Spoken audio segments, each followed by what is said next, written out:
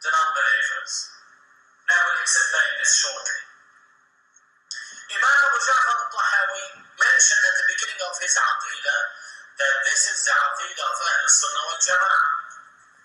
He said in it, وَمَنْ وَصَفَ اللَّهَ بِمَعْنًى مِنْ مَعَانِي الْبَشَرِ فَقَدْ كَفَرَ.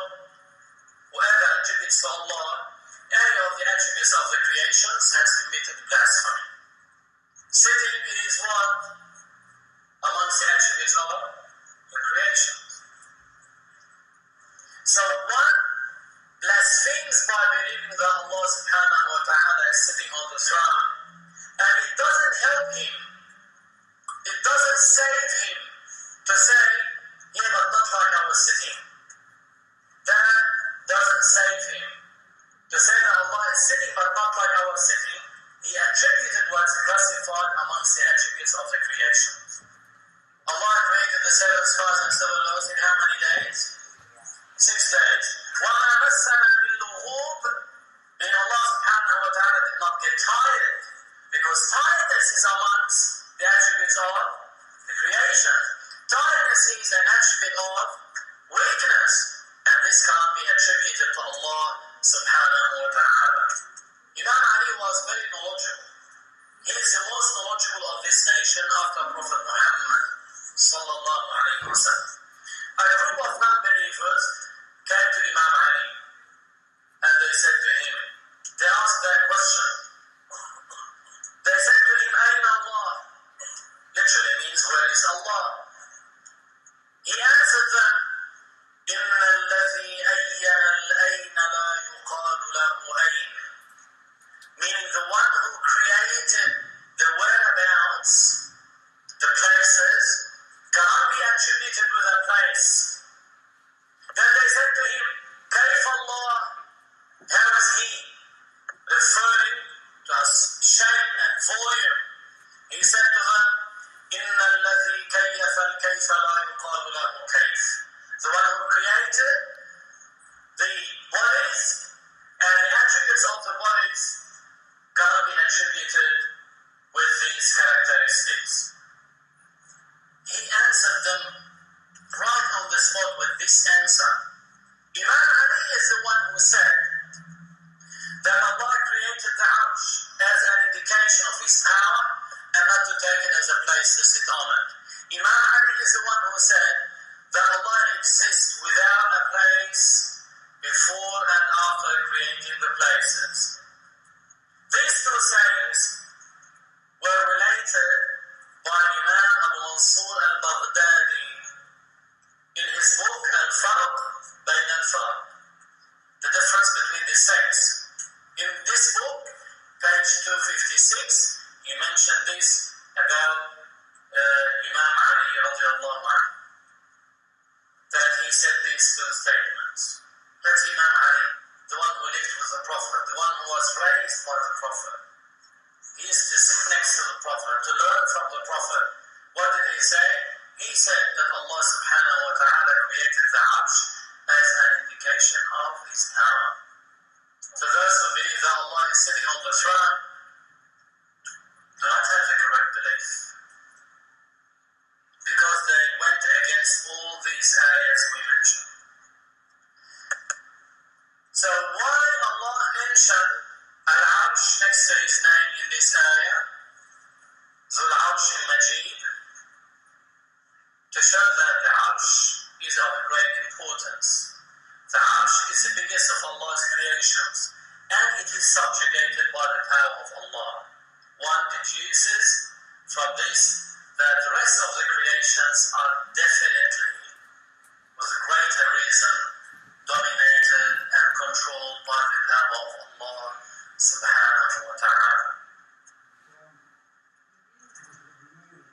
Then Allah ta'ala said, فَعَالٌ لِمَا يُرِيدُ.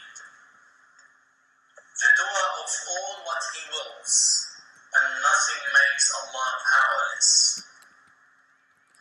هَلْ أَتَاكَ حَدِيثُ الْجُنُودِ. Meaning, has the news reached you, O Muhammad, of the previous forces? Meaning, O Muhammad, you have previous nations who engaged in tyranny and of the punishment that befell them. Likewise, a torture shall befall the blasphemers of Quraysh, like the torture that befell those forces. And this is to bring tranquility to the Prophet as he's getting harmed, as he's getting belied by the people of Quraysh, and he's trying to convince them to embrace Islam. And despite the miracles that he showed them, despite all these proofs that show that Prophet Muhammad is truthful, despite all that, many non-believers amongst the people of Quraysh, they harmed the Prophet, they inflicted torture against the Prophet and the believing Muslims. They started even killing the Muslims in Mecca, and they killed the mother of Ammar ibn Yasir, Sumayya. They killed his father, and they tortured other Muslims as well. So the Prophet ﷺ was upset about this situation, and Allah Azza wa Jalla is telling him that you have known, because Allah informed him about the previous forces of tyranny and what happened to them. Then Allah mentioned Fir'aun wa Thamud, the Pharaoh and Thamud, the Pharaoh of Egypt, who controlled people and harmed them severely and tortured them for hundreds of years. Then Allah subhanahu wa ta'ala destroyed him by making him drown in the Red Sea. Then some of his followers who survived said he didn't die, and he disappeared, and he will come back. So Allah showed them his corpse, rotted, swollen, and they knew that he died. So Allah tortured him in this life, and there is torture in the hereafter. بل الذين كفروا في تكذيب. Yet those who blasphemed are in persistent denial. They heard about these nations, how they were destroyed by Allah, how they were tortured by Allah, but despite that, they continued in their denial to the Prophet and the Quran and the Day of Judgment. وَاللَّهُ مِنْ وَرَائِهِمْ مُحِيطٌ. But Allah knows all about what they do. Nothing escapes the knowledge of Allah subhanahu wa ta'ala. So that's the meaning, وَاللَّهُ مِنْ وَرَائِهِمْ مُحِيطٌ. And he can take from this ayah as well the proof that the ayahs of the Quran referring to the attributes of Allah cannot be taken literally. Because if this ayah is taken literally, it would mean that Allah subhanahu wa ta'ala is wrapping the whole world as he had something like a ball and it's wrapped from all sides.